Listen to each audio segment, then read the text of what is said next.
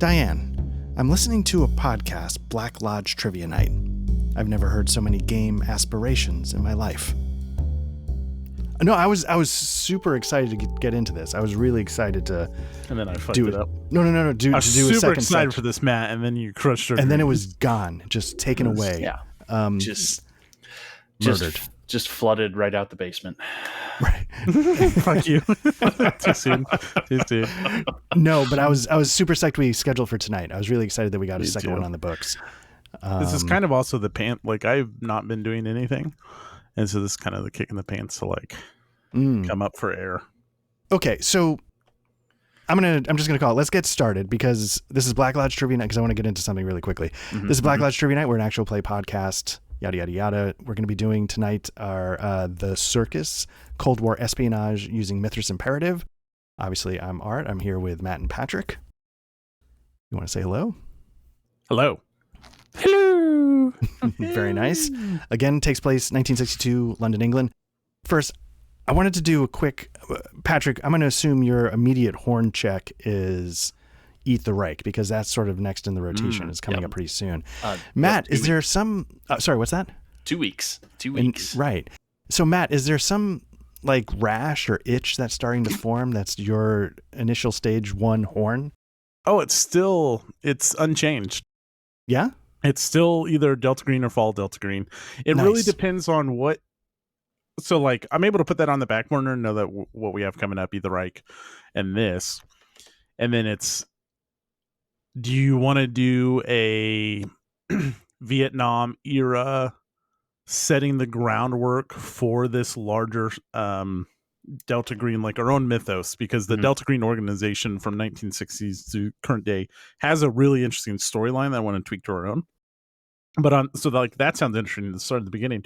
Or if we start with Delta Green, then we can go immediately into attempting to do our own kind of Twin Peaks-esque Delta Green game. Because I told you one of the authors for one of the setting books is a huge Twin Peaks fan, and he alone like has gone on Reddit and said, like, hey, if you're trying to do Twin Peaks, I highly recommend this chapter, and that chapter is great. It gives you like the creepy small town feel. So okay, I'm psyched to hear that, because that's kind of what I was hoping. And yeah, I gotta tell you, the one that would sort of let us get into our own Twin Peaks thing, I'm kind of really curious about. But, yeah, so I would use that stuff for the basis for it, but there is no that I found yet like a set adventure there yet. So like upside, if we do Fall of Delta Green, and there's no pressure on this, is the new book for Fall of Delta Green that has the particular Vietnam scenario. Like, it's got a ramp up mission, and it's very like, you do this mission, you can do this mission, and there's an overarching story. And the missions are fantastic from reading it from like my side. Okay. They seem really great, and they're there. There's no like modules for them, but I could piece it together. If we do the Twin Peaks thing, I just have to come up with something. Nice. Which is fine. Yeah. All right. That's good to hear. With that, so a couple quick things. One, for the people watching, you can see I'm in my hostage negotiation basement. There's no climate control down here, and it's getting warm, so I might just be like a goddamn sweaty mess in about 20 minutes. Hell yeah. I apologize for that. Or maybe that's your thing. But maybe it's time for a little trivia. Speaking of Twin Peaks. I'm ready. You guys ready? Okay, here we go. Season 3 is called Twin Peaks: The Return. Now, Patrick, I know Season 1 is called Twin Peaks. Got it. Right. And Patrick, I know you haven't seen this one, but this is just sort of like general trivia that maybe you could take a stab at. The 3rd season, Twin Peaks: The Return, ended up being a total of 18 episodes. But when the show was first sort of announced, created, whatever, that was not the original number of episodes proposed. If you can guess, what was the original number of episodes proposed, and why did it change? Hold on. The Return was not 18 episodes, right? I think season 3 was 18 episodes, but now I need to double check that. No, it was like, was it? Anyways, the original, maybe it like ties back into the first season, Patrick. Yeah, I'm gonna. Like, you match it. That's what I'm gonna guess. Because how many was the original? The original was what? 10, right? 10. Yeah, so 10 or 12. I can't remember. It was short. Which is why season 2 gets, let's see, season 1. I mean, cheat a little bit. Twin Peaks. Yeah. Right. So yeah, The Return, the third season that was on Showtime, that was 18 episodes. Really? That was not the original. Flew by. Yes. Yeah. Yes. Especially like the back 9 or whatever. Okay, season 1 was 8 episodes. When did The Return come out? 2017-ish. It's been about 5, 6, 7 years. So it wasn't. That's 7 years. But so syndicated TV wasn't 27 episodes or whatever. 20 episodes. That's what it was supposed to be. 20 episodes. Yeah, that was the significance, right? Sorry, so is your answer... Wasn't 20 years like the significance in Twin Peaks? It's 25 years. Okay, so 25 episodes in. Okay, so that's Matt's guess. Patrick, that's my guess. That works for me. Yep, 25. All right. The answer is 9. Fuck. Okay, and do you have a guess on why it changed? Does Showtime run half-hour TV shows and they wanted each episode to be an hour? I guess on a cable channel like that, you can make them any episode length you want, but that's not technically why, no.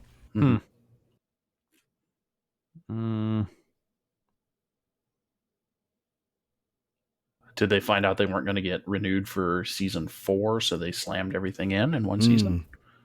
Technically, no. Is that, well, no. I don't know if you want to take your friends. Technically, no. Technically, yeah. Technically and figuratively, no. It couldn't be more wrong, technically and figuratively. Okay. I don't know. Is it something like contract related? The answer is that David Lynch quit. He was in negotiations. They did a 9-episode agreement. He started writing it and he said, not going to happen. Showtime said, but that's what we have. And then he's like, well, thank you. And then we're not going to do it. And then Showtime's like, whoa. Okay. You said 18, right? And then that's how it got done. David Lynch actually walked away from the project and said, and it was sort of one of those things where I don't think he expressly said like, it's not going to happen. He just said, I'm not doing it. I'm not doing it in 9. Which only like David Lynch and a few others could probably do. Like, hey, let's revive, because wasn't the 2017 was almost 25 years on the dot. It was, yes. So it's like, we want to revitalize this 25-year-old series that's like pretty big cult following, but like not in the general zeitgeist. Like, I don't think many directors or producers could come and be like, 18 or I fucking walk. Like, David, we could fill this with like just more gladiator boobs. Yeah. And but that's the thing, like nobody wants J.J. Abrams presents Twin Peaks. So that's the problem, right? So it's one of those singular visions that if he wasn't going to do it, you might as well kill the whole thing. Twin Peaks lens flare brought to you by J.J. Abrams. God. You know what, I shouldn't besmirch, like he brought back Mission Impossible 3. I think that's actually a pretty good movie. I thought the first Star Trek that he did was fun. Yeah. I thought, but then he did Star Wars, and then it was, straight off a cliff. Yeah. I want to go back to The Return. I am shocked that was 18 episodes. Now I watched The Return in a COVID fever state. Okay. Oh, really? Okay. Yeah, when I finally saw it, but I really that just blew by. That's outstanding. Yeah. Again, someday we're going to talk about Twin Peaks for real, and it's going to be fantastic. One of the episodes I can't make, like next week when I'm going to be traveling, or this week when I'm going to be traveling, you guys should just have a Twin Peaks episode. There's a lot of things that because you're not getting out of this. You need to watch The Return. Okay. All right. I need to finish season 2. Hey, Patrick, here's a little there are 17 music artists in The Return that perform. There actually may be more cameos. Yeah. Huh. Interesting. Why? You want to take a guess at any one of those 17 people that appeared? I couldn't even begin. No. Who you got? No, that's okay. We don't need to. John Cougar. No, John Cougar. Moby is surprisingly an actual answer. Yeah. 9 Inch Nails performs. Yeah. Oh, nice. There's so much good stuff. Amazing. The soundtrack to The Return is a slam dunk. It's really good. It's outstanding. Yeah, really good. Sorry. All right. So with that, we've got the. Now we kind of have to do this. You've been putting us off for almost 3 months with this, so it's time. Or well, longer. This is like for over a year in some levels, but I guess we're ready to go. And so here we are. It is, again, like I said, London, 1962, late in the year, probably like November. I believe the Cuban Missile Crisis, just to put it in some context, Cuban Missile Crisis was pretty recent history. I think it was summer 1962, maybe October. I don't know the exact date. October. October? Okay. October 1962. So that's... Sorry. Are you a goddamn nerd? I'm glad you knew it. Yeah. One of the three of us should actually know it, right? Given what we play, yeah. Right. So there we are. That sort of sets up the time frame. It takes place in London, England. It is currently 3 a.m. Oh, London, England? Yeah, not London. Oh, I have to rework my whole character. Right, not New London, New Hampshire. London, England, or not Linden, New Jersey. But yeah, and it's 3 a.m. and the phone rings. So, Patrick, tell us a little bit about your character and where they are when they pick up the phone or get the message. Sure. So I'm playing Jago Boswell, and if you watched Session 0, you'd know I'm a pavement artist from Cornwall. Jesus Christ, we're already off to a great start. So I am kind of the boots on the ground surveillance guy. I've got street contacts, the that kind of just down to earth, very normal, ear to the ground kind of agent. So one of my contacts has probably called me at 3 a.m. I'm thinking it's probably, I don't know the best contacts in London. Like I'm, kind of like the Rat King kind of thing. So I'm going to be sitting at the Steamy Goat pub at 3 a.m. And talking to a local pimp that I know here on the wrong side of the tracks. And we'll call him Jenkins. So, okay. And if you want to add Jenkins somewhere to like the notes in your character sheet. Sure. So Jenkins is the pimp that I'm familiar with down on, and I should have looked up like actual street names and things, but I didn't. But maybe I'm in a kind of seedy corner of this bar, the Steamy Goat, kind of locked in deep conversation with Jenkins, and the proprietor of the Steamy Goat. It's not the first time that I've received a phone call at 3 a.m. at the pub.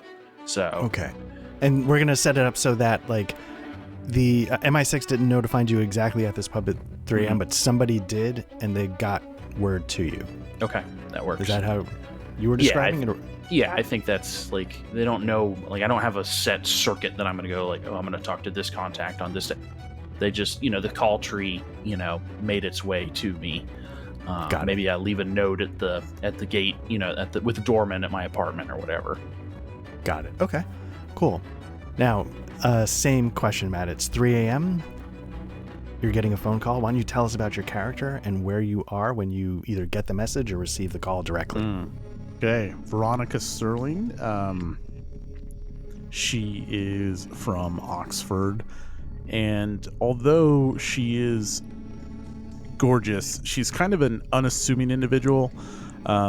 Maybe has a cover story as like a professor's like front desk lady or something like that, or she's a professor herself. I don't know. I'm still chewing on that one, but she actually was kind of groomed. So she's not ex-military, but she was kind of groomed from a like teenage years to be an operative. Specifically to be a femme fatale. So she, provides the physical incentives during interrogation, and she has no problem spilling blood and doing a little bit of the blood work when called upon. But she definitely has like some kind of cover story, and if you see her, she's attractive, but maybe she's hiding behind like a pair of glasses when she's in everyday everyday work. But 3 a.m. she rolls. The phone rings at 3 a.m. and she rolls over in bed and, how did you find me? And it like pans up and like there's a naked man like sleeping next to her.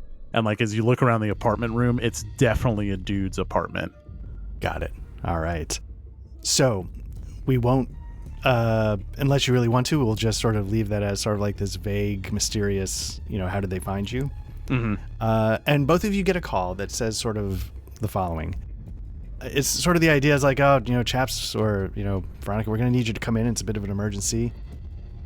Looks like some of the people over in research were trying to play a big boy pants spy, and they lost one of their agents a little while ago. And it's a little bit of an all hands on deck meeting. We're going to be calling you two in. We're going to be meeting with the head of MI6, which is referred to as C. And we're going to need you to come in, and we're going to have some of the boys from GCHQ, the Government Communications Headquarters, which is what they're calling research, in a sort of dismissive way, like they don't really get their hands dirty anymore kind of sense. They're great for stuff in the research room and at the library, but these aren't the people that should be out in the field. And we're going to be having some of them come in as well, and maybe they can kind of explain just how badly this went wrong, and we can get things started. And it's sort of the thing is like, how soon can you be in? We'll send you a car, that kind of thing. Tuesdays are my nights off.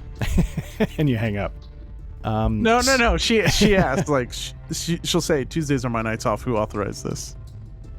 This is coming directly from George Murray, and he has authorization from C. And is there like a word? Like a verification code or something like that? Sparrow.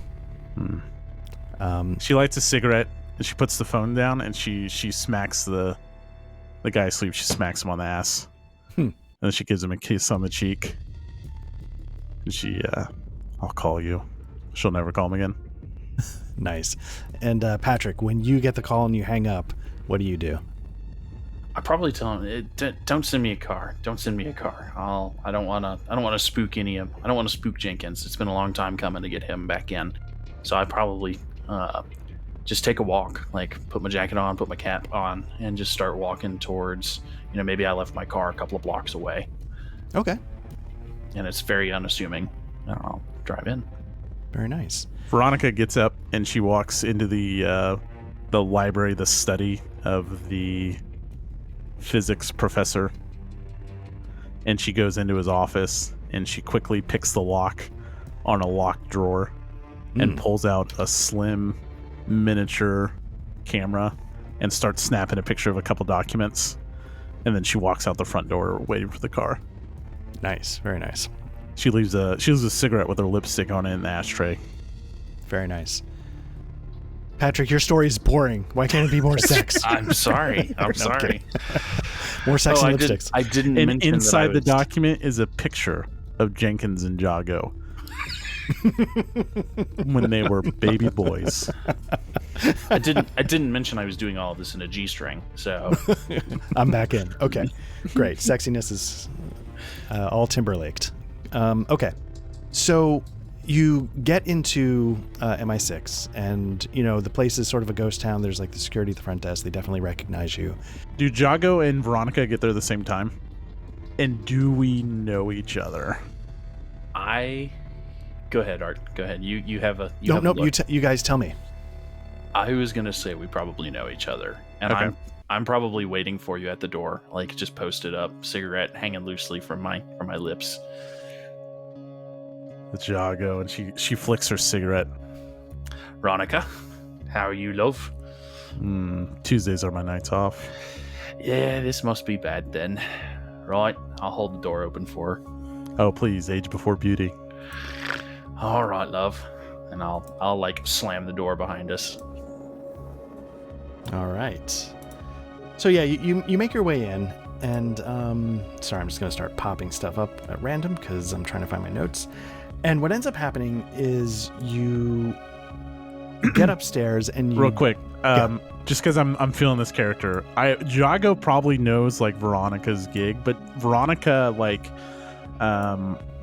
probably was wearing like something pretty hot, and like she changes, like she's like, Jago, wait for me, and she comes out of the bathroom wearing like a more professional like business wear. Hair is up and tight and her glasses are on, and she's looking more like a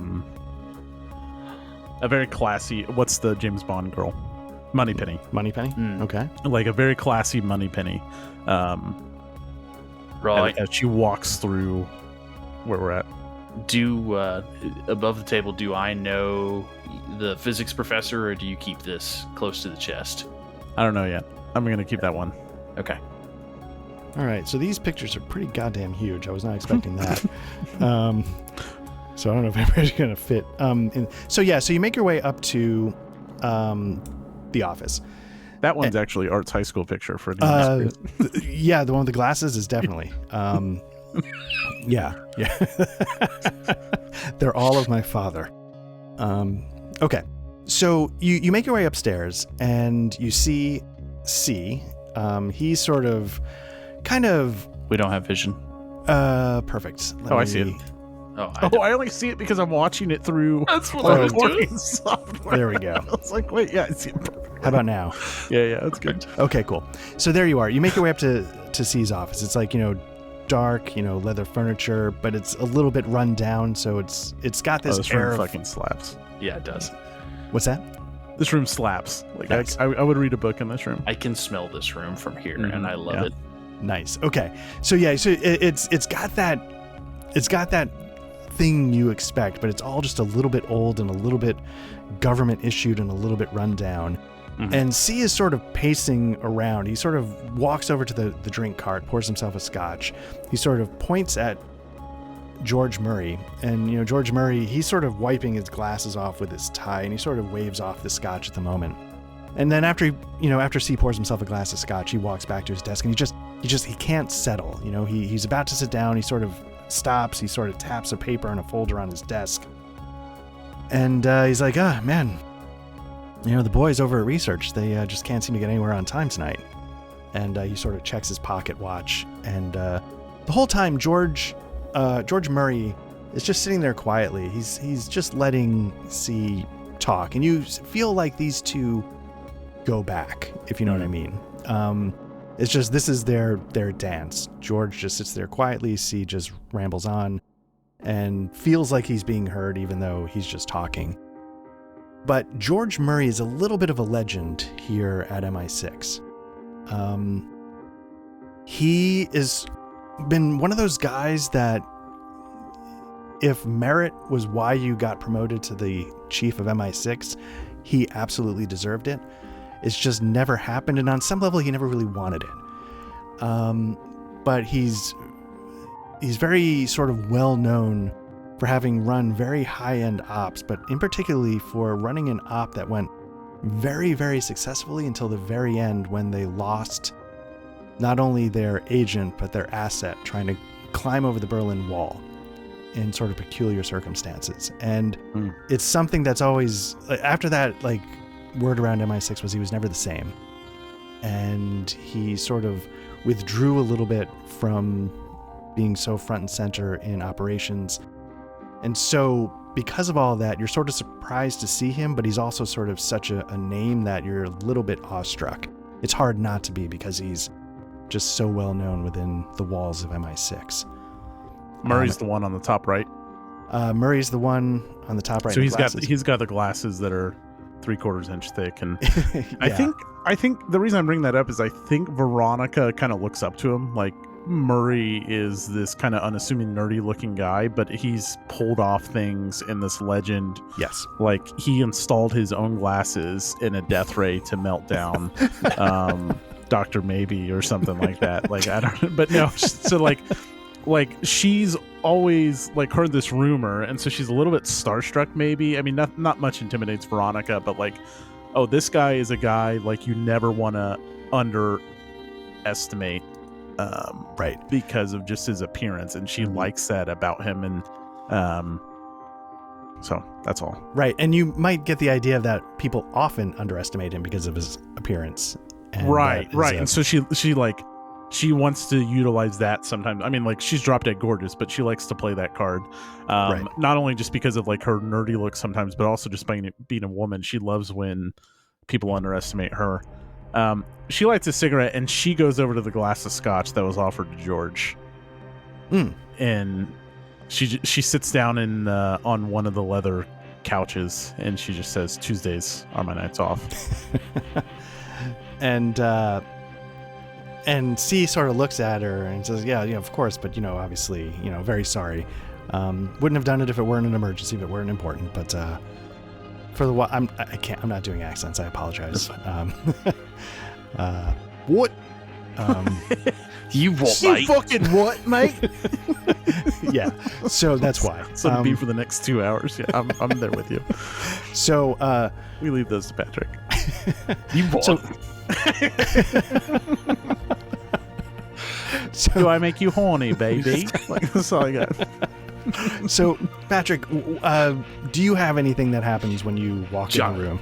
Jago is very uncomfortable at MI6. Like, he likes his job. He's an outside cat. Yeah, he's an outside cat, exactly. He does his best hunting, on the barnyard floor. So, like, to be in this posh office, it's a bit rich, isn't it? So he'll go, like, he'll light a cigarette up and just, like, stand over by the fire and be like, see, and Mr. George, Mr. Burry, good to see both of you. Veronica will take a swig of one of the scotch glasses and hand that to Jago, and then she'll pour a fresh one for herself. Jago downs it. Doesn't even blink. He's just like, right, thanks. Like, I think everybody else in the universe is like, when they see Veronica, they're like, oh my god, she's so drop dead. Jago is like, it doesn't even hit him anymore. He's been around her so much. He's like, yeah, right, thanks, love. Oh, you have seen me do terrible things in interrogation rooms, like just unspeakable. Yeah, and so it's the allure and the charm, the sex that's turned on to 100% all the time doesn't do anything to Jago. He's just like, right, all right, thanks, love. Nice. All right. So after a few minutes, there's sort of the secretary knocks on the door and pops her head in and says, sir, Mr. Chester Webb is here to see you. And Control sort of like slips his pocket watch back into the inside jacket pocket and says, well, it's about time we can get started here. And Chester Webb is going to come in and have the wrong picture. Nope, he's got the right picture. Cool. So Chester Webb is very nervous. He's like trying to be chummy. He's like, talking to see like they're equals. They both technically are in charge of their departments. Chester is in charge again of the Government Communications Headquarters. The Government Communications Headquarters is... I'm trying to think of what it would be the equivalent to here. A little bit more of... what's the one that does the signals intercept? And NSA. They're not field operatives. They're all about collecting information. They're all about collecting communications. They're not field agents. And you can tell there's sort of this... alpha dog thing going on between C and Chester Webb. Even the idea that C goes by C and Chester Webb is just Mr. Webb, the head of the other department. So they, he steps in and, they shake hands, they're cordial, but you can tell there's like, there's something going on between them. And C says, indicates, why don't you have a seat? And is it okay if we get started? And, Chester sort of looks around and he's sort of checks his watch. He's like, no, I'm sorry. There's one person that needed to be here. And I'm so sorry. I guess he's not here yet. And C just kind of goes, and just sort of holds him for a minute. And then he's like, well, and then he gets cordial again. Like, would you like a drink? And then Chester Webb's like, oh, of course, oh man, after the day we've had, I mean, well, the day we've had, and it's very awkward. Little early for it to be a day we've had. It's 3 a.m, love. And Veronica rolls her eyes heavily. And Chester Webb just spins at you with daggers in his eyes, like, oh, you insolent little shit. But he can't say that because he's in trouble, and he it's not his turf. So C sort of cracks a smile at that, because it's even more humiliating, you know. Like, you've said what everybody's thinking on MI6's side, and Veronica puts a hand on Mr. Webb. She's like, "Don't worry, love. He's all bark." Rough. Nice. And I actually do that. Oh yeah, no, I think that's brilliant. Like, I think it's like totally seems like yeah. Nice. So, is there anything you wanted to do in this moment, or do you just sort of like, you know, cordially let the time pass and whatever way until the next person arrives? Or I like the idea of making it as comfortable for Webb. Be nice. like, and maybe she'll just turn on the Tuesdays are my nights off onto like Webb even more. Just like, sorry, well, we're this making must him have been. uncomfortable. Sorry. Yeah, I mean, don't you think? Like, I don't know. Yeah, I like this no, whole idea that like we're putting him in his place a little bit like that. Yeah. I mean, because he's not our superior, right? Nope. Yeah. I definitely see us like not report like sure, fine, treating Murray with respect, at least from Veronica, as I've covered that, and obviously C, like I know who I have to answer for. To maybe it's C, maybe it's not. Mr. Webb, you wouldn't happen to have a lighter on you, would you? And he sort of looks at you again because he's already put off by your first comment. Mm-hmm. But you know, he sort of looks over to C, like, you know, are you letting this happen? And C's just smiling, going. And he sort of fumbles in his pockets. And eventually goes, you know, actually, that's not a bad idea. And he, you know, sort of pulls out his cigarettes and pulls one out, and he lights yours and he lights his. And time. I don't like anybody else to light my cigarettes. So, you mind if I just? It's a personal habit thing. And he's got it extended, and then he's like, he flicks the top of the Zippo closed and he tosses it over to you. Yeah, I'll take it. I'll light my cigarette and I'll put the lighter in my pocket.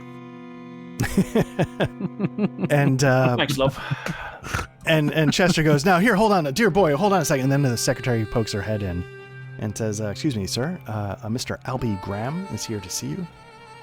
And Veronica sweeps up to Mr. Webb, a glass of scotch, or like she'll be like more maybe like a refill. Yeah, right, to distract him from the lighter. Yeah, and he's like, oh, that would be great, love, thank you. And so as you do that, Mr. Albie Graham comes in. Now, Albie Graham is young.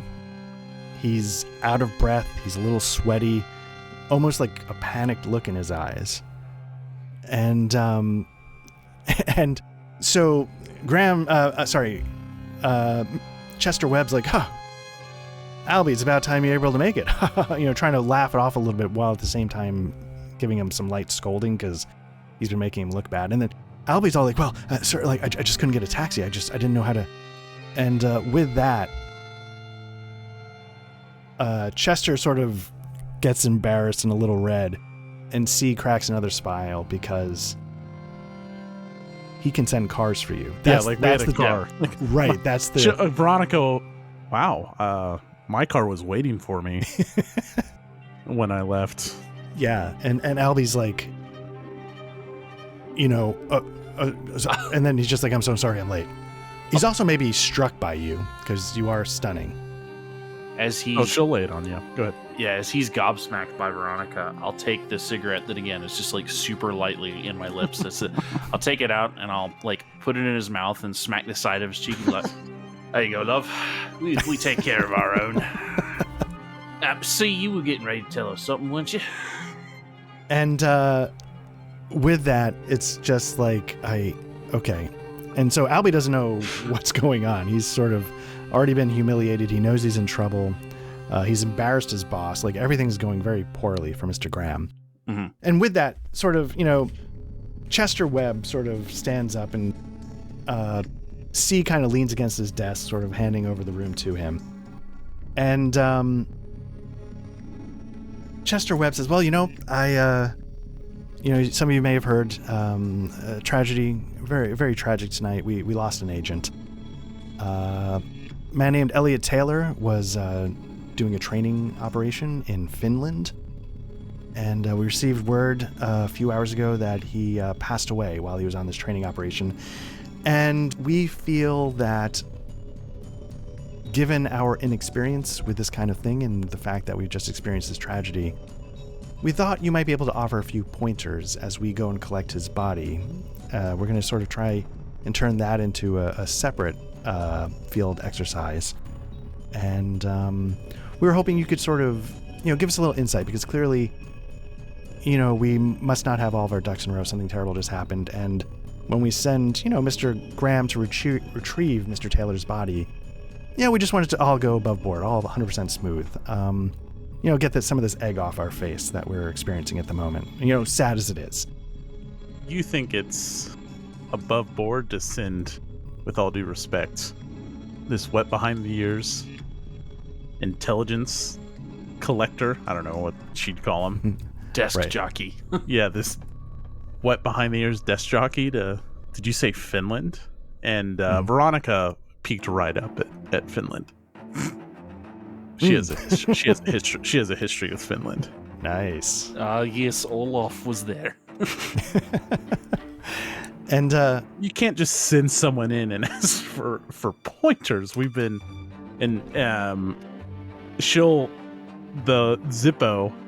Webb's Zippo will appear in her hands, and she'll light a new match and just toss it back to Jago.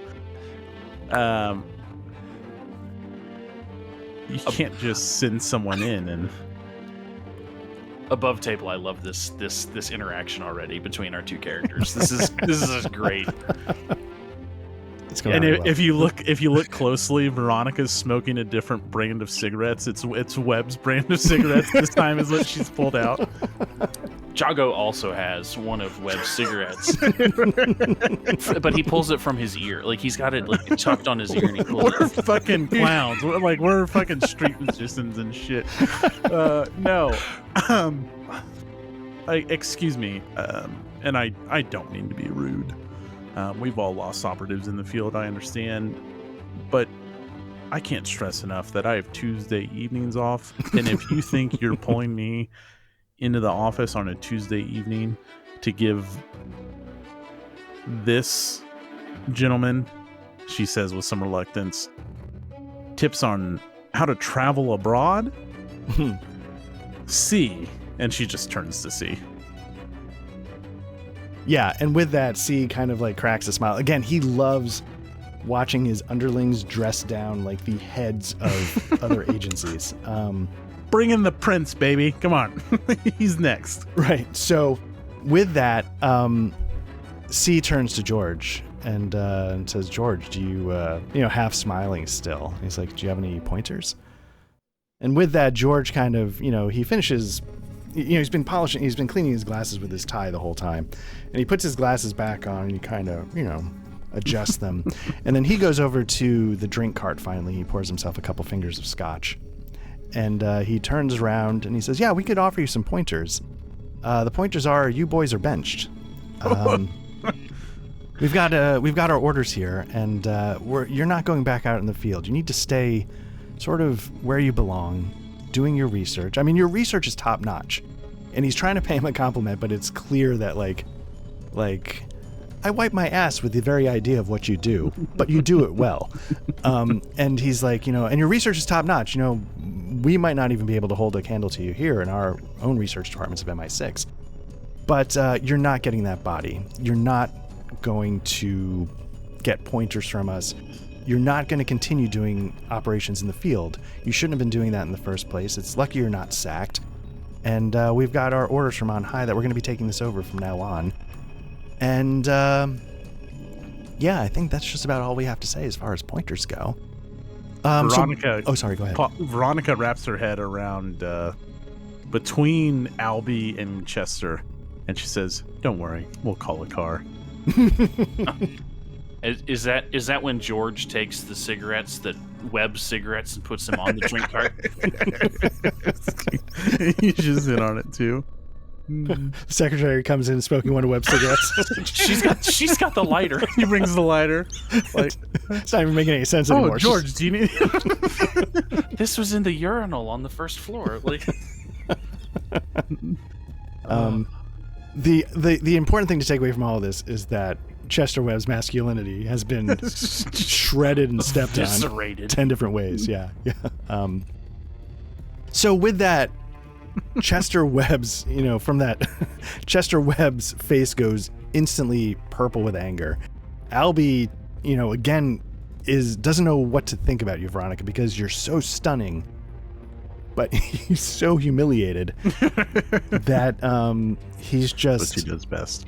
Yeah, he's just flustered and embarrassed and a little angry. So then George says, "Then I don't understand. If you're taking over this operation, our operation, why do you even need us here in the first place?"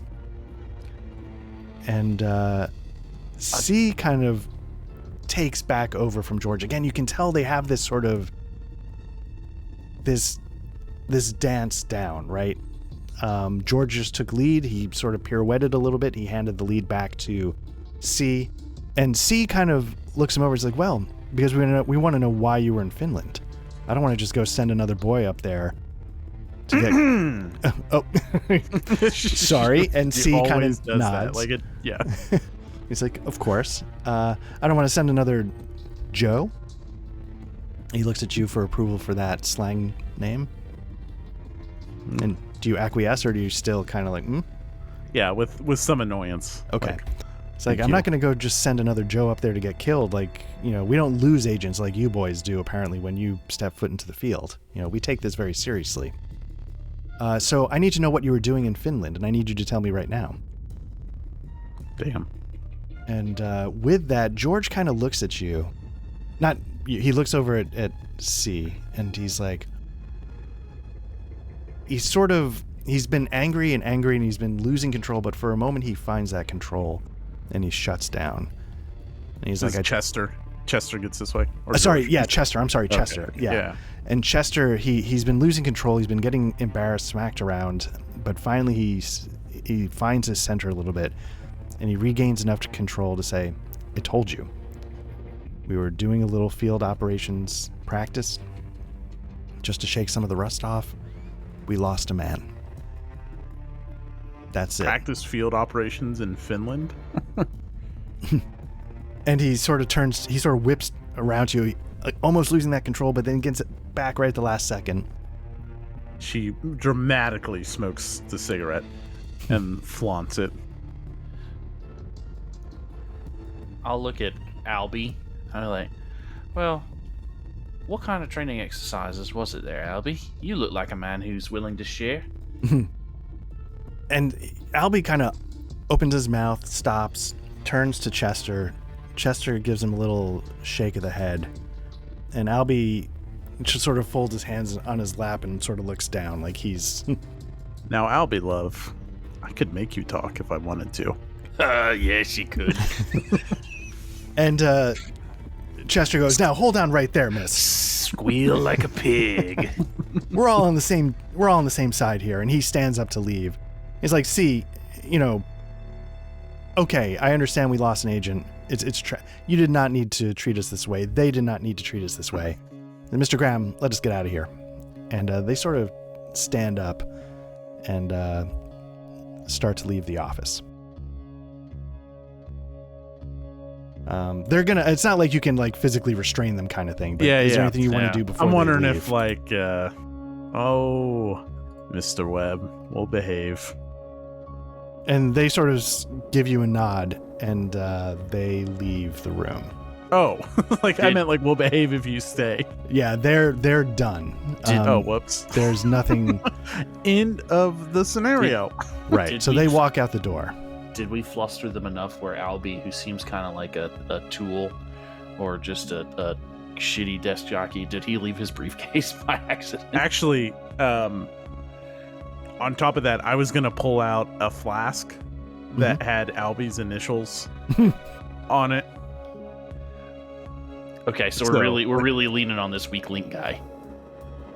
So with that, once they leave, C kind of takes a chair by the fire. Sort of, he and George are sitting, opposite on either side of the fire in armchairs, and they sort of reposition so that it can now just be the four of you.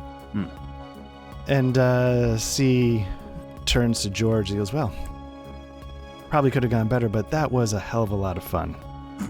And George, for the first time, he doesn't laugh, but he just gives that sort of slight turn of his lip, and you can tell, for him, that's guffawing. That's he genuinely enjoyed what just happened. Well, I'm glad I could make it enjoyable for you too, gentlemen. Should I hunt that little piggy down? Well, let's keep talking. And he said, "What were they doing in Finland?" And he's like, "Well, that's a very good question. Obviously, no one's buying this story that it's just field training because they're not authorized to do field training. And it has me concerned. And what I'd like to do is I'm going to ask that you two recover the body in Finland.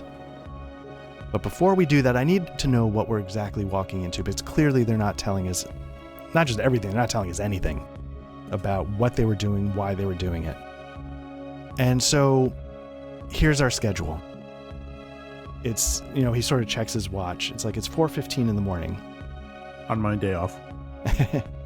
Now, okay, so let me ask you above the table. Is it 4:15 in the morning on a Tuesday, or was last night when you were with the gentleman before midnight? I'm off on Tuesday night, so it's Wednesday morning. Okay. He's like, okay, so it's 4:15 a.m. Wednesday morning. At noon on Thursday, we've chartered you a flight out of well, yeah, maybe, I guess it would be commercial, to Finland. And you're going to, meet with people from the Home Office. They've arranged for you to be there. And you're going to retrieve the body and bring it home, and we'll deal with that. But before we go, I want you to know, I want to know why they were there. And I need you to figure that out before you get on that plane. I don't care how you do it. Clearly, these two gentlemen that were just here are in the know. And he sort of shuffles a little bit. He says, I know he's a bit of a, has a bit of air about him, but, Mr. Webb might be a little bit off limits. You can't just go, attacking in normal life, ahead of a government agency. But I feel like Mr. Graham is fair game to compromise, don't you think? And, George Murray's definitely sort of nodding his head. He's back to polishing his glasses. He's like, so you have about 36 hours to compromise Mr. Graham, find out why he was in Finland, why his coworker, Mr. Elliot Taylor, was in Finland, and we will go from there. And he sort of says, do you think you're up to the task? See, I have to confess, this seems to be maybe more at stake here. Again, I understand there's a dead operative, but you called me in on my night off. And what don't we know yet? Sorry, go ahead. Yeah, sorry. Yeah. And with that, C sort of turns to George. And he's like, what do you think? And George looks back at C and he's like, well, it's your show, sir. No, it's your show. He doesn't call him sir. They're friendly enough. He's like, well, it's your show. And with that, C kind of looks sort of down over his glasses at you to sort of get a better sort of stern eye contact. And he says, what I'm about to say doesn't leave this room. You probably know that there was a pretty well-known operation that Mr. Murray was a part of a few years ago. There was a lot of success with that mission, but there were some failures with that mission. And you can tell George Murray's getting sort of distant as he's talking. He's not getting sad. He's just sort of tuning out a little bit because he wants to sort of block this memory from perking back up. And C says, some of the funding that we used for that mission, ran through Finland. And I want to know if that's why GCHQ is up there, if they're starting to look into us for some reason. Because the sources and the paths of that funding cannot be compromised. They're still important to national security. They're still important to the crown.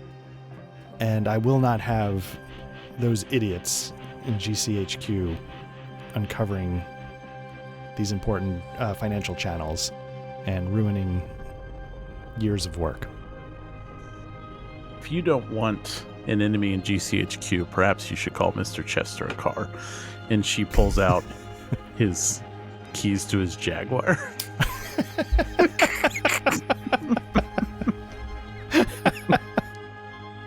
Just above the table. Is your character actually a pickpocket? She's handsy. She's handsy, but do you actually have pickpocketing, or what would it be? I have really good streetwise and sleight, so maybe I'm the one pilfering all these things, but I just feed them. I feed them to Veronica. Yeah. Because I'm sitting here going like, wait a minute, like I know we're not rolling because it's not, but I'm just like, is that actually who your character is? No, not at all. Not at all. Let me just see on the professional skill list. Did I put? Well, if you don't want an enemy in GCHQ, perhaps you should check Chester's asshole for the demolitions I shoved out there. Yes. Okay, so the skill would be sleight. No, I don't have sleight, so I'll quit pickpocketing things. I do though. That's what I'm saying. Like I can be feeding you these things. So yeah, do you want it to be that you took his keys? Well, let me ask you before we tie into that, because I think we should take one of their keys. What about Alfie? Is he a viable target to compromise to find out what we need to know, or must it be Chester?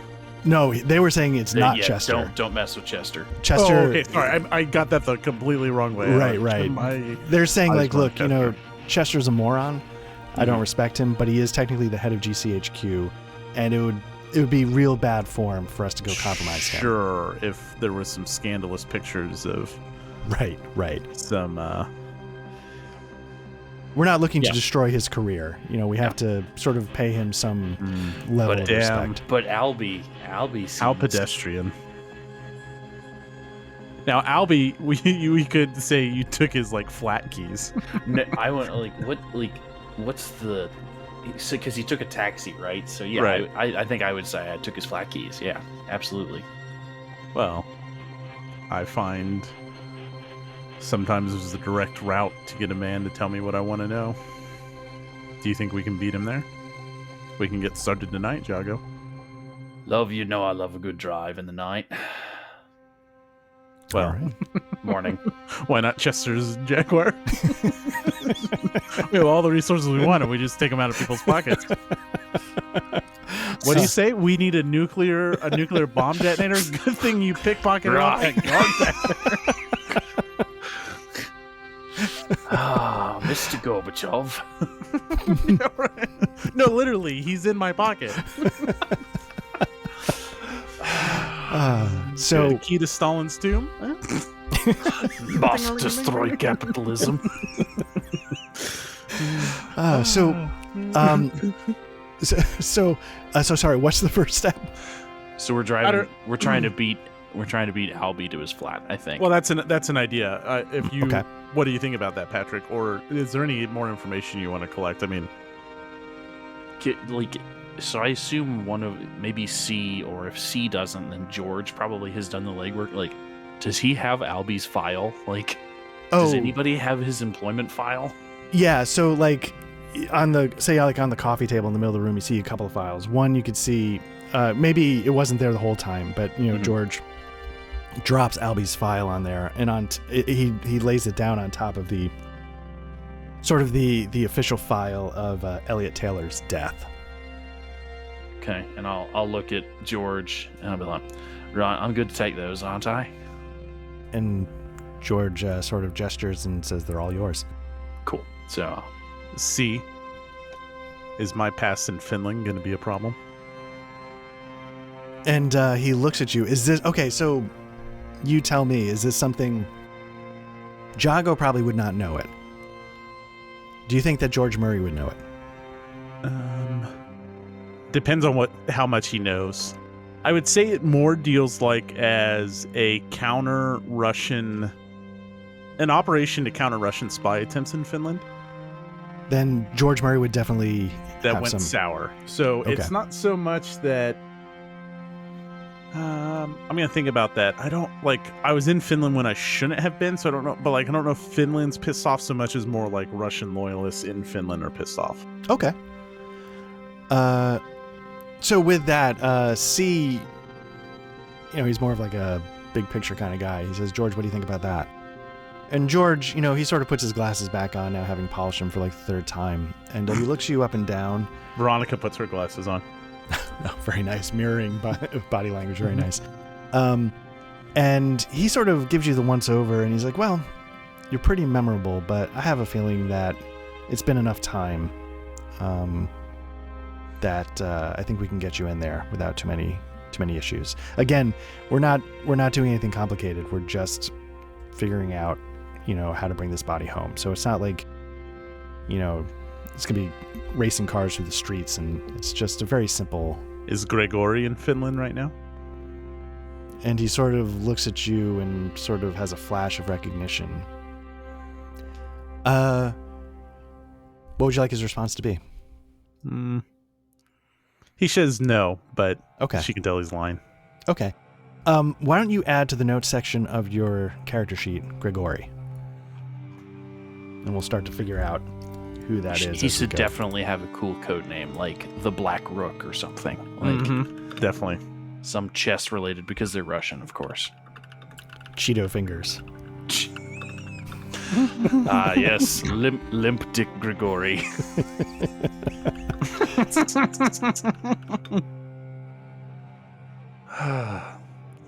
Wow.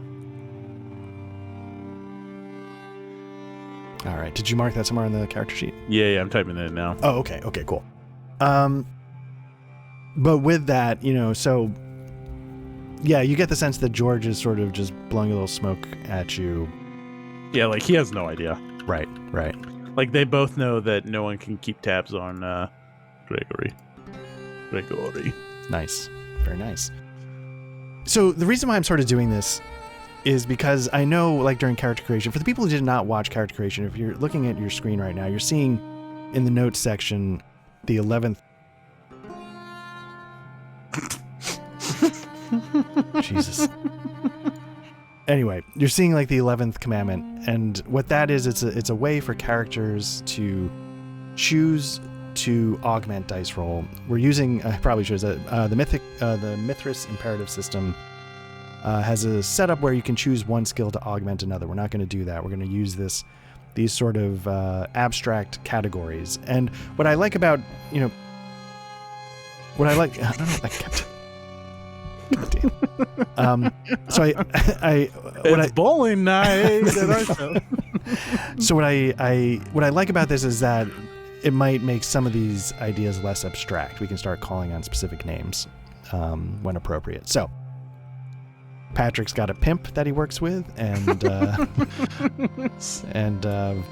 and Matt has Gregory in Finland.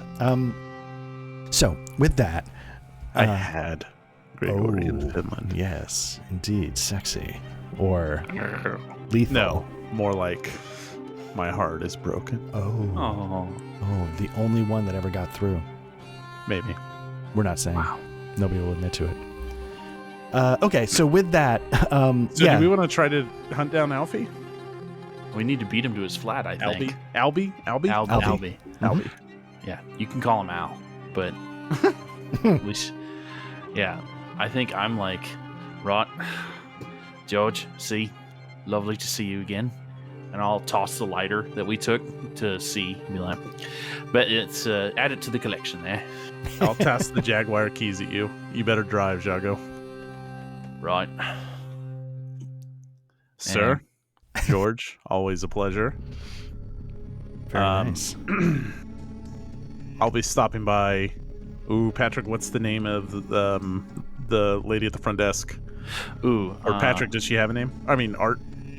She can be. It would be Miss something. It'd be respectful, but I think it's Miss Alice. We don't know what her actual last name is. Okay, let me write that down. I'll be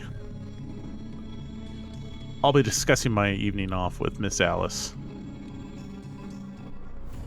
All right. And, so C, he sort of looks up and he's like, well, I do appreciate your accommodating us on such short notice. As you can tell, what I was telling you about Finland, there could be, some bigger implications, and I want to keep this a little close to the vest. So it goes without saying that everything discussed here tonight does not leave this room.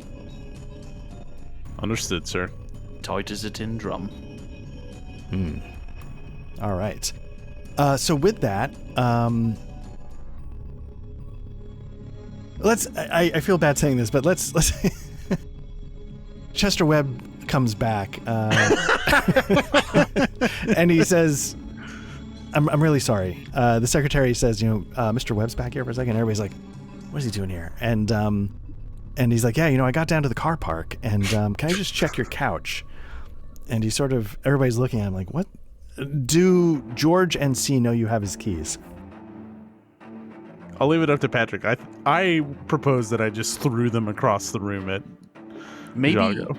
Maybe so before you're getting ready to throw the keys, and Miss Alice sticks her head in, and you're like, so instead you shove them under a pillow in the couch real quick, and you look up and wink at C and George. Not to play your character for you, but now how about I toss them over to Jago, and since you've got the sleight of hand, we'll say you got them in the couch first. Okay, that works. Okay. Actually, I'll be spinning them on my finger.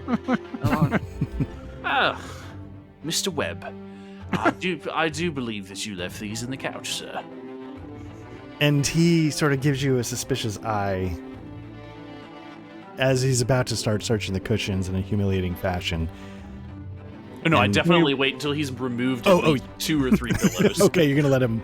Yeah. Okay, yeah, and then with that, he sort of turns to you, and he's really seething, and we took a cast of the key mold, by the way. Like we did the whole, totally. Like I did a stamp. I pulled out a little, like everyone thought I was pulling out like a foundation mirror or something like that, but I was making a mold of the key. Webby, here you are, Webby. And he takes the key, and he politely thanks you, but again, it's so seething with anger. He's sorry? You drop this, and she passes him the empty carton of cigarettes. And C and George are enjoying this, but and so then he sort of collects that, and then he's like, also someone has my lighter. He's sort of had it as far as he could go with being humiliated. Jago looks around the room, and he's like, "Not in my vest, mate." Oh, I don't smoke. They say those things can kill you. As you have a cigarette in your hand. I would like to imagine that either C or George hands it over to him to like get in on the fun. I thought I handed it to C. It should be like. She should pop it. She should pop. Miss Alice should pop in with and it. Like, yeah. Okay. Yeah. So says, Miss Alice. This was Miss Alice comes in. And is like, Mr. Webb, this was left on my desk. I don't know if you left it on your way out. This was turned in hours ago. And so he is just, again, he's back to being like purple, and he grabs all his stuff and he storms out. And again, and that's how you flip someone to the Iron Curtain. Sorry, what's that? That's how you drive someone to become a traitor. Right. It's just like the worst schoolboy bullying. So, as we are assholes. As he's stormed out, and everybody's like, we're all sitting there getting ready to walk out. You pull out his billfold. No, I was gonna say I've got the flint to his lighter, and I'll flick it into the fireplace. And I'm like, oops, how careless. Oh, you cheeky bastard. No. Nice. All right. So with that, C kind of is rubbing the bridge of his nose, smiling, and you get that little lip curl of approval from George. And C goes, well, look, obviously we have plenty of cars at your disposal. You could take one from the pool. And he said, as much as I enjoy it, I'm at the level in my career where I'm allowed to enjoy it. Just tread a little carefully with Mr. Webb. He can still make your job difficult. Wouldn't want to go to Slough House. As Jago goes out the door, Veronica stops and pivots back in, and she tosses a roll of film canister over to C, and she says, the Kensington affair, and then ducks out. Nice. And you sort of see, as you're leaving the room, like C is sort of a little bit confused, but George... Because it was supposed to be my night off, but I got the pictures anyways. Right, because you're so goddamn good. But George... I never take a night off. Don't you know? You can see George sort of getting up to go collect the film canister as you leave the room. And he looks sort of impressed. So there we are. So, you've taken... Did you take the 2 files off the coffee table as you were leaving? Yeah. Okay. So you sort of, worm your way through the maze that is MI6, and you get down sort of to the lower levels where the car park is, and again, there's just a fleet of cars waiting for you, and a little, like a mousy guard is getting stuck with the night shift for people who need to sign. Jerry. And he recognizes you, Veronica. You're a hard person to forget. Jago, does he remember you? No, Jago. That's the play. Is got it. While Veronica's chatting up the guard, I'm getting the best keys for the best Aston car. Martin. Yeah, exactly. Oh, you said best car. I thought you said Aston Martin at the same time, and I got really excited. Well, sure. If there's an Aston Martin, I mean, that's what we're getting.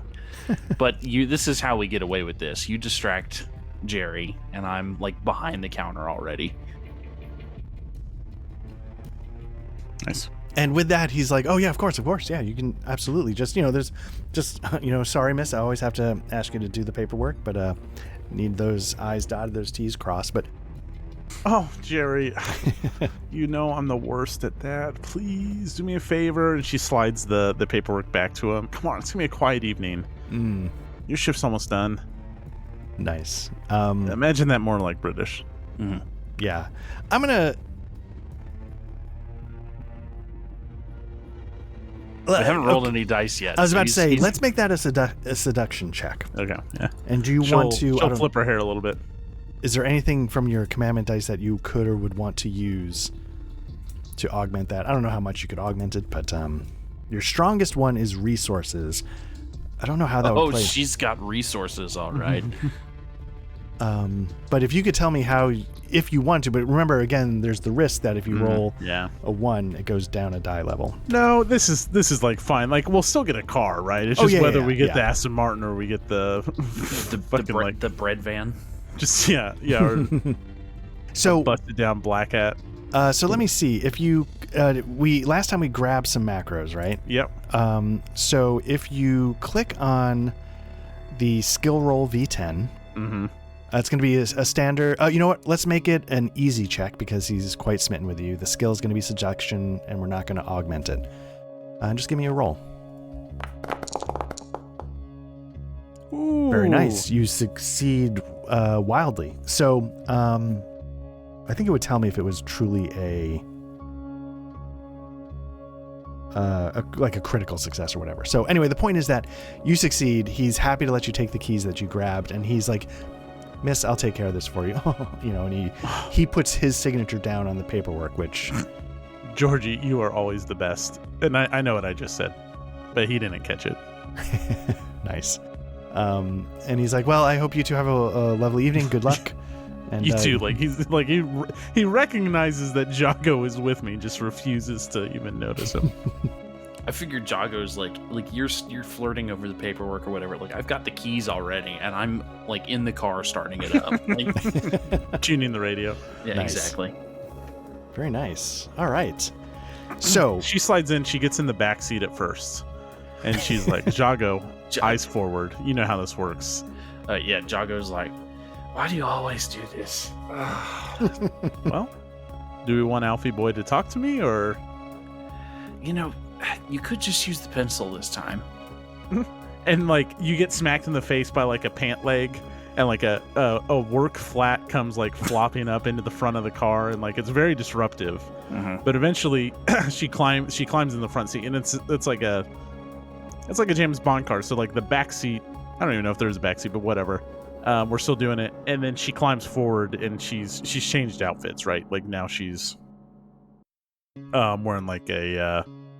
we'll say like a mini skirt or something like that. And I'll like, eyes are still on the road as I'm driving. Oh, Jago's seen it. Yeah, Jago will he'll hand the cigarettes. They're in a different box, but they're definitely Webb cigarettes. And like, hey, yeah, love. So, right. So Jago's driving. Jago baby, yeah, Jago's driving. Jago's always driving. How close are we playing this to the book? Do we get Webb involved? Or are we all going after... Nah, I think this time, last time was different. This time, let's just play it a little bit closer to the vest. Just a little bit. Such a prick, though. He never got over the idea that I'm a woman. Well, it's hard when you wear things like that not to remember that you're a woman, love. The rumor I heard is Georgie got picked over him a long time ago to put into service. That's why he's been stuck in research ever since.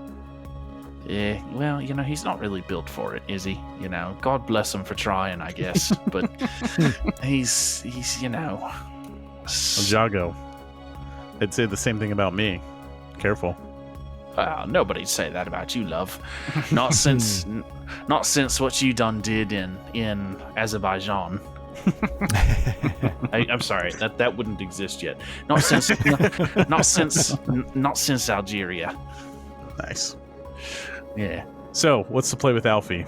Right. So you're driving through the streets. You have the two files, and Veronica, you've changed into a new outfit. So, do you do anything with the files? Or as you're driving over, are you discussing the play you have? Yeah, so she'll flip them over. That's when she'll say, like, so how are we playing this with Alfie? And she'll flip open the files and start reciting information to Jago.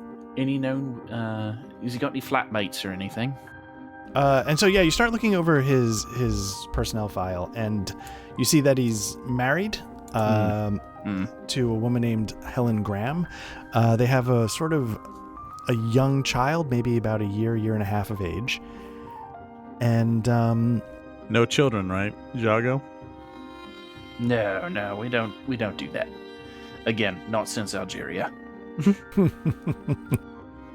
And so that's sort of, and obviously you have his home address. You tell he's sort of, Jago in particular, he's the kind of guy you hate. He went to Eton. He went to Oxford. He had everything that status and money could buy, and then he was sort of, probably for nepotistic reasons, entered into government service thinking he would be respectable, but he's clearly not too good at it. What a fucking prig. And, like, I'll look over and I'll be like, you want me to get one of my girls involved? Well, no, Jago. I'm sure I can handle it. Well, we don't want to ruin his life. One dalliance is, forgivable, but if we bring in a harem of dalliances, we might be able to break... Jago, your jealousy is showing. Look, these Eton prigs. I know, love. It just, you just got to stand up for the working man, honestly. But we could play this like Stockholm. If you get out, if you speed up a little bit and we get out in front of him. Oh, I'm sorry. Above the table, Jago doesn't know how to drive anything but excessively over the speed limit. Oh yeah, like you're probably like flying and she's still like she's razzing you still. Yeah, Jago is above such petty things as... I imagine these streets that Art's showing us right now, it's foggy, it's dark, there's nothing out, and you're just like barreling down Yeah, and the headlights are off too. I flick a cigarette out and it bounces off Westminster Abbey. Yeah, we're hauling ass. Yeah, I was like, right. Okay. Well, if you quit putting your fucking arm out the window, we might, you're messing with the aerodynamic flow. And I'm Australian again. Boy. I'm sorry. Yeah, just pull your. You've been up to Silverstone again, haven't you? I just. If I hadn't fallen into this sorry lot in life, I'd be driving race cars around. But it's fine. It's fine. So she'll flip over the next file. Mm-hmm. And before we talk about our plan some more, is there any information to glean from the other file? Right. So the other file is sort of the official report on Elliot Taylor's death. And what you read in that is that sometime between 9 p.m. and 10 p.m. of this evening, Mr. Elliot Taylor was struck and killed by a vehicle. He was struck by a vehicle and killed almost instantly, walking along the side of sort of a rural road, walking away from like a small local airport. Jago, watch these curves. Sounds like our boy was hit on the side of the road. But why would he be walking back from the airport to the town? Like, that's what I want to know. And I'm like, that seems at 9 o'clock at night. I mean, what kind of training were they doing? Right. And you sort of get the idea, like there was some light snowfall, like visibility may not have been great. He was found, they think, about an hour after he died. And all of this happened a little bit after, like, they presume that he left the airport shortly after it closed for the day's business. And yeah, his blood alcohol was pretty high. So that's sort of the official report. But then you get sort of the Home Office report, about what they found on him. British passport with the last name Mallerby, and you're looking at it, and it's spelled Mahlerbe, but it's pronounced Malaby. But Patrick, if you could give me a bureaucracy check. Mm-hmm. That is terrible. Okay, so one thing you have, which we haven't gotten into, is, I don't know why my light just kicked in full goddamn war, but you have luck points, and one of the things that luck points can do is it can be used to flip the numbers. So you could, if you felt like, you could turn that 29 into a 92 into a 29. Yeah, how many luck points do I have? I don't remember. Should be on your character sheet. Let me just double check. I have 3. Yeah, I'll go ahead. That seems. When do they recharge? They recharge every session. They're like bennies. Perfect. Oh, okay, nice. So don't be afraid to use that. Yeah, let's flip that. Oh, Art's going mobile. This is good. While Art can't hear us, like, we're definitely gonna kill Chester, right? Like, that's the play. Of course. That fucker's gone, right?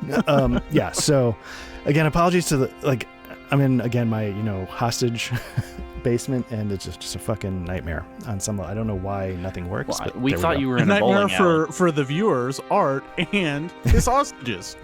Funny how that works out. All right. Just kidding, everyone. Art doesn't have hostages. No, no, they don't last that long. No. I don't keep witnesses. So, yeah. Sorry. So, did you want to spend a luck point or no? Yeah. I'll spend it. Okay. So just tick one off of your character sheet. Done. And I'll show the viewers where that is, just so. So just so you know, luck points have different uses in Mythras Imperative 1. As you just saw, you can use it to reverse the die numbers, and they have a couple of uses in combat that aren't going to be important right now. So luck points right up here. Yet. Don't underestimate us. So yeah, that 92 becomes a 29, which makes it a success. And a couple things jump out at you. One, the name Malaby is a fucking terrible cover name.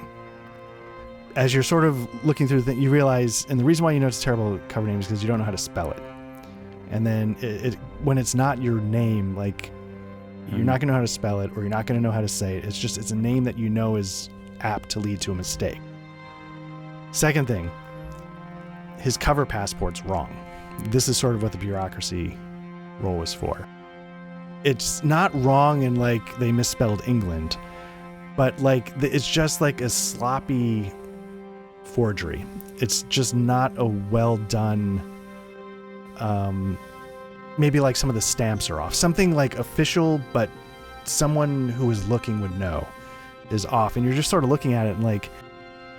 So, you hand me the file. Like I'm driving one-handed with the lights off, and I'm looking at this file, and I'm like, Jesus wept. That's I know fucking trollops that can make better ones than that. You know, right. I'll like throw it back at you. Like, no wonder he got fucking killed. Right. So clearly, this is why government communications does not run field ops. They don't know what the fuck they're doing. And it is evident within 30 seconds of looking at this file. So you're sort of making your way through, and we'll say like you arrive at. Well, hold on. Oh, sorry. Patrick. Yes. Since he's married and has a kid, my initial plan was like to seduce him, be like waiting for him in his bed or like in his sitting room or something like that. One, I'm open to other suggestions. Two, what if we pulled the car over on the side of the road and I flagged him down like I needed for help before he realized it was me? Okay, I'm down for. And then we stop and intercept him before he gets to his house. Okay, that I could do that. Or we break in the house and you keep the kids in. Well, what I was thinking, I mean, I'm the street guy, so like I probably know some bobbies. Like, why don't I like get on the horn and be like, hey, we have a disturbance at 123 Street Road, and like they go and get like report a gas leak or something and get his family out of the picture in some kind of way. But flagging him down is probably easier. Well, yeah, I'm fine with any of those. But they live at 221B Baker Street, so okay, that's easy enough. They live at 221A actually. Why don't we do both? Why don't we, if there's a red payphone on the side of the street, I'll go in and I'll call in to, I'm going to call in to Mr. Rude. Robert. Sure. I don't remember Robert. No, I'm just, because Bobby is a bad joke. Keep going. Yeah, gotcha. Bobby. Yes, Bobby, yes. And I'll be like, I'll do that. You try and flag him down, and we'll see if we can't get his, like, family out. That way, if this plan goes sideways, he recognizes you, and he goes home, he'd be like, oh, well, your family's not going to be there. And, like, freak him the fuck out. Like we've done. Oh, yeah. And we can just come out and say that, too, as soon as he stops, if he stops. Yeah, your family is not there. If you don't trust us, you can go and check it out, and they won't actually be there. Yeah. Just slightly above board. Let's try that. So we'll do a thing where I'm like, in hood's popped, and she gets out, leg outstretched. Like, oh. Yeah, it's all very extra. Yes. And I'm like leaning on the phone, like, Yeah, and if Art's okay with it, like maybe you're like, I don't know, you can see him first or whatever, and like the cue is you're gonna smash the light in the payphone booth, to let me know it's his car or something like that. Perfect. I've got my shoe off and I'm like waiting, just waiting to smash the bulb, and I'm like, right, Jimbo, how you doing, you dog? How's the wife? Yeah, the old ball and chains, all right. Right.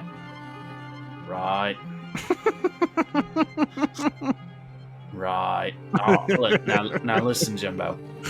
I need you at 221A Baker Street. There's this broad. I think her name's, and I'll like take it from it, like I'm pinching my forehead. I'm like, fuck, and I'll like poke my head out. Like, what's her last name? Oi! Oh, Graham. Right, Graham, and I'll close it. Right, there's broad, Helen Graham, and this little twerp. I need you to get him out of there. There we go with the Australian again. It's a gas leak, if you know what I mean. Right. Yeah, snooker next week. Right.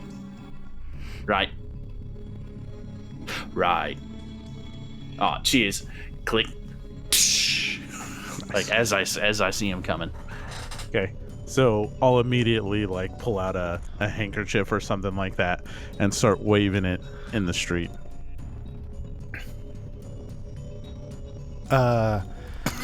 So you're waving the handkerchief. And this is when Art tells us that like he's a what's it called when like they're train enthusiasts, like a puffing whatever, and like he only takes the train and walks to work and came from another direction. No. So the idea is that you're setting up a watch so that, because again he's taking a taxi. When a taxi approaches near the house. Oh shit! Fuck. Right, he didn't have a car. Right? That's what I was trying to figure out. Well, we're committed to this, so okay. So the black cab is pulling up. We know it's his black cab. Sure. And well, sorry. So then, but then you just called in a gas leak. Yes. Okay. Yes. Okay. So after a few minutes, we are not Britain's best and brightest. But we called in a gas leak to my contact at the precinct, who knows, like, right. wink, wink, nudge, nudge. This isn't an actual, like, we don't need the fire department there. I just need to get the people in this one apartment, this one flat, this one lorry out. Okay. No, I said 221A. He probably lives like somewhere in like the suburbs. Yeah, right? he like lives in like a early blue collar suburbs. row house You're kind right. of street. Yeah, on the outskirts of London. Yeah. Okay. But yeah, that's the plan. We're gonna try to stop the taxi before it gets home. Yeah.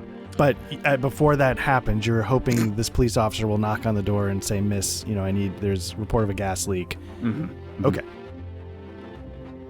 And then the domino hits and the hammer comes down and the Yeah, we'll just say like Jago, as soon as I get him stopped, you make sure that the cabbie clears out as soon as possible. yeah. Because then he'll be stuck with us, which is even better.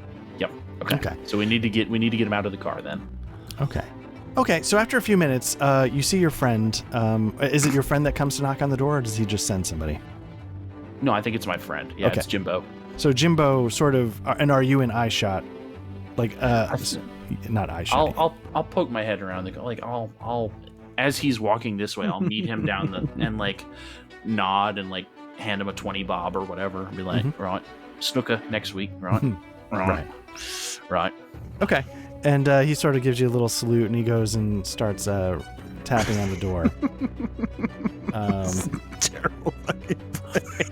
What's that? Artist being so polite with like, so you guys are doing this and this, right? Like, and you expect the cop to show up and tell him that there's a gas leak before this all happens. Right. I just want to make sure I got the order of Like, operations. in my mind, the gas leak deal was happening like as we're like talking to him at our car. Is the only way to like make this timing work. Sure. Right. So you. Right. Okay. So let's say, yeah, he shows up, he knocks on the door, and you see, a light turn on in the apartment. And after a moment, you see a woman come to the front door and say, "Oh, officer, can I help you with something?" And you can sort of vaguely catch fragments of the conversation, and you can see she's like, "Oh my goodness," and she's like, "I have to get my son." And so she runs back upstairs and comes down another few minutes later in a bathrobe, carrying her child. And way too easy. What's that? Nothing. No, sorry, I'm not. I don't mean to interrupt. It's like, wow, she's really trusting. Well, it's a police officer. They don't. They don't ever do anything wrong. Right. So Not in 1962. They don't. so he escorts her to his car, and he's like, we're just going to take you. You can wait at the station. And he, as he's saying that, he makes sure you hear that and gives you another. Right. Another Are nod. they evacuating anyone else in this building? And right. Sorry. Go ahead. If she asks that question, I will absolutely like look really disheveled and be like, "Oh God, I'm glad they got us." Like just as a passing, like I'm so glad that they got us out when they did. That's been a terrible gas leak. And Sort like of bumble past him. Yeah. Drive home the story. Okay, cool. Mm-hmm. And so she gets in the car, they drive away, and you start waiting. Right. Then the assassins attack. Right. And then you wait. Did she have a Russian accent? No. She just looked like a very tired, sort of downtrodden housewife, just exhausted. And of course it's 5 a.m. at this point almost, and so she's just, and her husband's not home, right, and he's not home, and and you wait, and then you wait some more, and he never shows. And if it's okay, we'll fade to black there. Oh shit, I didn't see that coming. He doesn't show up, and we'll fade to black there just because there's a lot going on here. In the meantime, like 30 single men stop to try to offer Veronica help, and she just like pulls out her pistol every single time, and she's like, "Hey, bugger off." For the record, so we should actually get into that a little bit. Equipment's pretty loosey-goosey, but you aren't packing heat, so to speak, without... Sure. So the way that would work is, the way you request equipment is you use either bureaucracy or streetwise. Bureaucracy, there's more of a paper trail. It might be a little easier to get stuff that you'd be expected to have. But... Jago knows people. But you could use streetwise if you wanted to get something that maybe you weren't I supposed to assume have. that both of us like have firearms that aren't through official means. Okay, but do you carry, like, I don't know if you could walk into C's office with a handgun. No, I'd be smart enough not to do that. Okay, but like, I assume there's like a locker.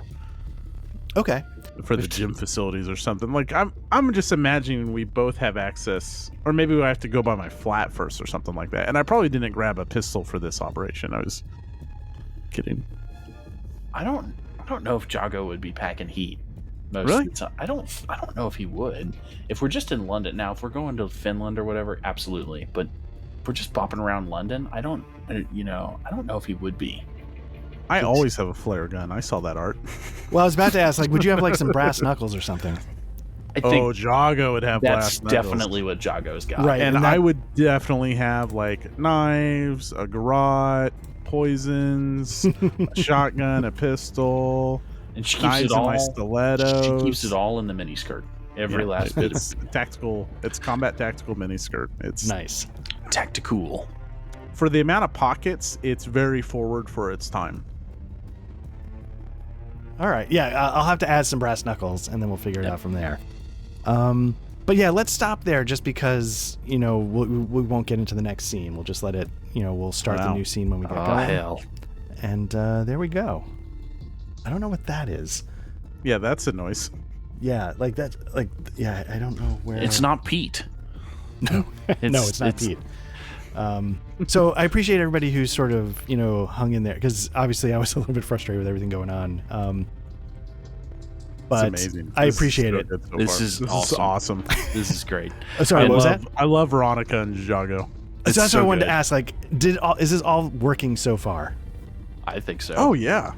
I know we haven't done any skill shit, but like the setup, the story, the setting. I'm glad that we didn't come in like it doesn't feel like this is our first rodeo together, and I'm glad, like, we've played a bunch of like level 1 adventures. I'm glad that we have characters that like know each other at this point. In this, which is it's a different change of pace, and I appreciate it. Can't wait for them to die. Also, I love that you have like the Titanic distress signal going off in your background right now. I'm wondering if it's the dishwasher. Like so I very much tell people, like, don't run the dishwasher, don't do anything when I'm recording. I'll take care of it later. Why does your dishwasher like sound like it's Voyager 1 getting stabbed to death? Like, I don't. So it's funny. This happened at church this morning for about 15 minutes, and no shit, it was during. I have 15 minutes exaggeration. It's probably like 7 minutes, and it was like during the sermon. I was like, I think it was like someone's toy or something like that. And I was like, is no one gonna fucking do any? Like, I'm like, I kept going to my wife. I was like, you hear that, right? And I'm just like, good God, this is so fucking annoying. Anyways, but then I was in the house of God, so I didn't say anything. Well, it's the charm of a 100-year-old house, I guess. It just creaks and feels like it's about to fall apart at any moment. But all right. So this was okay for a first session. We got through it. It was okay. Wonderful. It was okay. Nice. It was fine. 6 out of 10. That was amazing. 6 out of 10. Yeah, I saw your other post about that. We were chuckling about it. Kirsten and I were chuckling about that. Nice. All right. I can't wait to go to Finland. This you gave us the one too. You made it's going to be set in London the entire time. So that's what I was trying to figure. I don't know how many sessions this is going to go, but the transition from London to Finland could be a fade to black, fade in. Season This is 2. all we'll play. Yes. This is all we'll play. I'll work on my Finnish accent. Okay, nice. All right. For Veronica. Well, in that case, this has been Black Lodge Trivia Night. Before we have to hear that, Save it, baby. We got to save the good stuff for season 2. That's the cliffhanger. Oh, you're ready for my Finnish accent? End of season 1. Yeah, so thank you to everybody who checked in. Thank you for putting up with all of my nonsense going on in the background. This has been Black Lodge Trivia Night. We're an actual play podcast of tabletop RPGs. We sometimes do some video games, but mostly we're about this. We're on all the socials, Twitter, Blue Sky, and Mastodon, which I personally have fun posting to. But the main way to get in touch with us is on Discord. Jump into our Discord, come chat about RPGs. Maybe we'll get some games going, and we'll go from there. But otherwise, thank you again for everybody giving this a shot. Matt and Patrick, I really appreciate that you've been willing to sort of take a chance on like this sort of homebrew cobbled together from Mythras Imperative. Art's now going to head upstairs to find out who's running the Jimmy Buffett Margaritaville margarita machine at 11 o'clock on a Sunday evening. I told you no margaritas while I'm recording. It's so Between bad. that and the bowling alley that was happening earlier. Yeah. So I feel badly. Like, again, like, it's not. I love It's okay, very Art. much. But We're going to lose all of our subscribers because of the background noise, specifically in this episode. Mhm. And it's your fault. I will say, a little how the sausage gets made. Right before we started recording, everything was even worse. Matt was here helping me test it out. I was trying to get this. I just punched the shit out of I was trying to get this microphone to work. And the reason why I was trying to get this microphone to work is because it's about 5 trillion% less sensitive, so that it wouldn't pick up half the shit this is picking up, which is why I don't use this one on a regular basis. It's so sensitive that it gets everything crystal clear. It's so sensitive. You have to handle it with kid gloves. Right. That's why I just punched it. But like this one. Beep. Beep. Beep. Anyway, everybody, thank you very much. I'm really looking forward to this. I'm having a blast with it. It's amazing. Perfect. Awesome. Jago rocks. I had a great time. Yeah, I really appreciate you guys jumping in and really leaning into it as much as you did. Can't wait for us to both die next session. It's going to be great. It's going to be brutal. It's going to be very short. All right. Well, thanks Jaco again, everybody. crashes the car because he's reviewing a personnel file and flying down a country lane. I know the original text and driving. Yeah. You know why Albie didn't make it, right? Because that speed bump was Albie. Speed bumps weren't a thing in 1961. Right. Ironically, Albie was hit walking along the side of a road. Oh, man. Anyway, thanks again, guys, and I'll talk to you soon. There's a serial killer at large. They died under the same circumstances. All right, take care. Jerry, your name was on the paperwork to check this Aston Martin out. You're going to get in a lot of trouble for this. Wait, and the body was left with cigarettes by Jane. Oh my God, it's Webb's cigarettes on the body. Yeah, the bait and switch is that this is going to turn into Seven. It's not going to be a Le Carre novel. It's going to be a Fincher horror murder film. Oh God. All right. Chester Webb is amazing. You get in the recording now. We're not ending on a higher note than that. Take care, guys.